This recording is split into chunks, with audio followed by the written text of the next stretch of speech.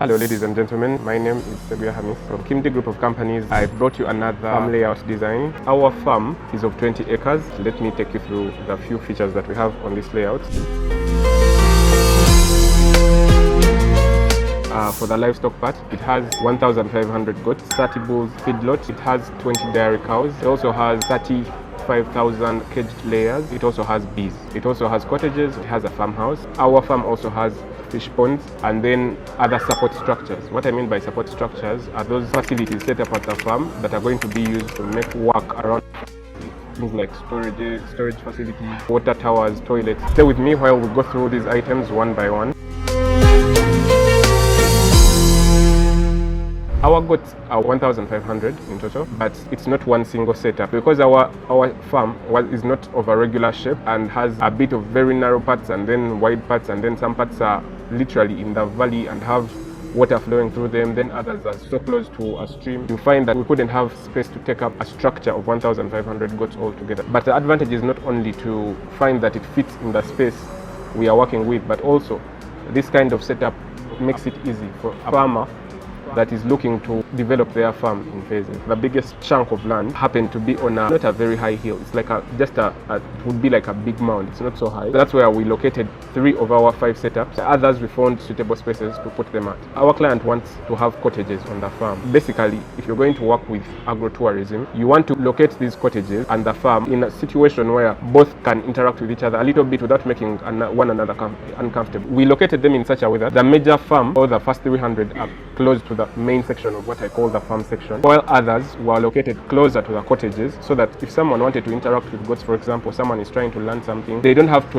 move the whole distance. We have a 30 bulls feedlot. What is a feedlot? A feedlot is a setup majorly for bulls where we have them feed and sleep in the provided sheds or in that setup. The whole aim is to minimize the distance these animals walk in order to reduce calories lost in exercise. A 30 bulls feedlot is not such a big space. You find that 30 bulls can fit on an acre. That's also a lot of space. So you find that you can get half an acre and use that for 30 bulls. It's actually also still a lot of space. You find that people use even up to 100 or 200 bulls in such a space. You just have to provide for them well, and then that exercise is good enough. It's a lot of space. Our feedlot basically includes a shed where our animals feed and sleep. Then of course an open exercise yard, but then this setup is also equipped with a spray race. If you have the number of animals we already have, moving from the 1,500 goats to the 30 cows, to the 20 cows, and then the 30 bulls, if you're going to do hand spraying, it's going to be a lot of work. And then we have holding pens where our animals can be weighed and contained. If they are going to be shipped to the farm or they are being taken away from the farm, these holding pens come in very, very handy. We also have 20 dairy cows structure. This particular one, we usually have our standard designs, but we found our client had just set up one. It wasn't so old. It was maybe a year or 2, but because, as we usually encourage, she had used very good material.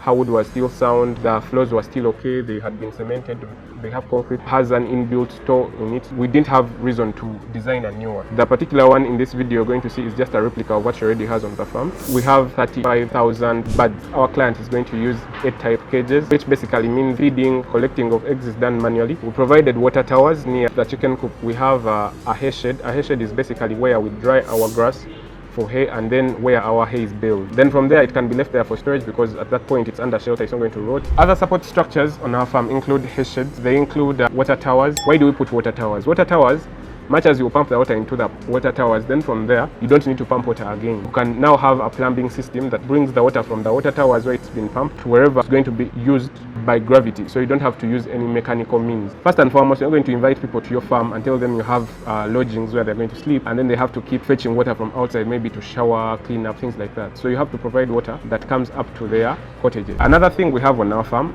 is a fish pond. In our case, because we already had valleys, multiple valleys that already also have flowing water and a stream, we put our fish pond on the highmost side of our farm. It allows you, or makes it easy for water to flow into the fish pond and then to also allow outflow of the water when you're going to harvest. It would be wise to provide a reservoir or a dam near your fish pond. Why? Dams are basically storage systems for our water, and in that case we put our fish pond reservoir higher than the fish pond. Why? When water comes in with a force. So what we want is our reservoir here contains the speed of the water, and then from there we let it into our fish pond at a speed that won't affect our fish, We located our fish ponds and our reservoir in a way that allows water to flow by gravity from the stream into the reservoir, and then from the reservoir to the pond, and from the pond back to the stream naturally. Our farm finally has residential lodgings. These include the farmhouse and the staff quarters. Staff quarters are basically, as I've usually said, people that look after your farm need somewhere to sleep so that they can get to work early, and maybe when they're exhausted in the evenings,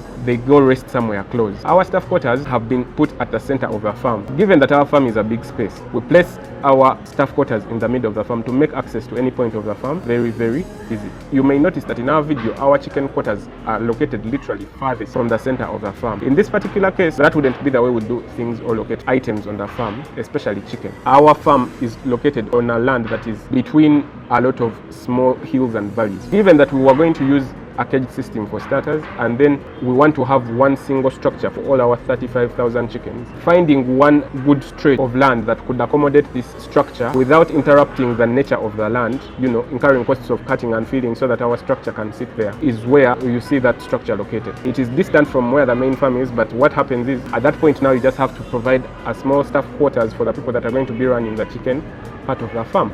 The best spaces to go to, especially if you're going to deal in agriculture. Agriculture is a natural thing. It deals with a lot of green. The livestock loves the green. So you don't want to make your project in a way that is going to interrupt with every other natural thing about your farm. It is best you see how to locate structures on your farm without interrupting with the natural state, the ecological state of your farm. Our farm already had a small eucalyptus forest on it, and the client isn't willing to cut it. She doesn't find a reason to cut it. It's already a big chunk of land. We walked around our farm to see that even items that can fit without actually interrupting the forest have also been kept that way. These are the things that enhance farms and make them unique from other farms. Client plans to have a coffee plantation. In locating bees, we had to put them in a space that is far from animals and human spaces. For those people that have dealt with bees before, you know that in sunny seasons or dry seasons, when it gets really hot, the bees can be very, very hard to control, or they become harder to control. So you don't want swarms of bees attacking your animals or people working at the farm, or even guests that have come. So that's why we located them farthest from the other livestock part, surrounded them with what should be the plantation. Why?